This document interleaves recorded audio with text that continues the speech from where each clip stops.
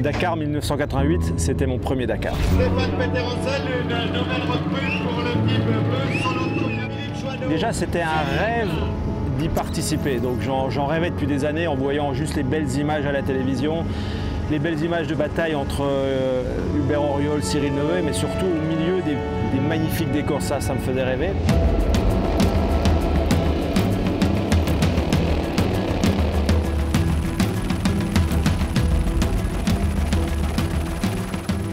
En 88, je fais mon premier Dakar. Je suis avec Yamaha France, donc directement dans une équipe d'usine.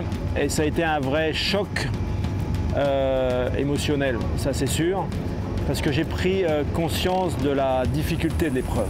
Vraiment la difficulté de l'épreuve, de la réalité de l'épreuve.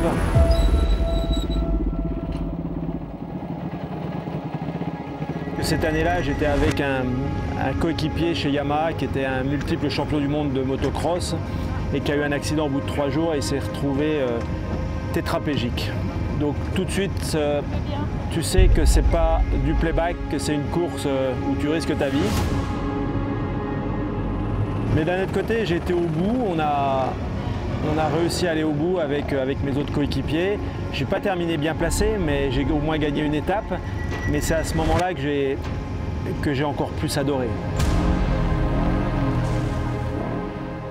Je suis 7e au provisoire et puis j'ai 1h50 de retard. Ça, c'est pas dû à la moto, c'est de ma faute. Je me suis perdu un petit peu, mais enfin, ça va. Dans l'ensemble, c'est bon. J'ai pris conscience du danger, c'est sûr, mais j'ai pris aussi conscience de la complexité de cette course-là. Qu'il fallait être vite, mais qu'il fallait savoir gérer la mécanique, qu'il fallait surtout savoir naviguer et il fallait être surtout endurant parce qu'à l'époque, c'était pas 15 jours, c'était pas 12 jours, c'était 3 semaines. Donc ouais, ça a été vraiment un choc, surtout quand on n'a que 23 ans.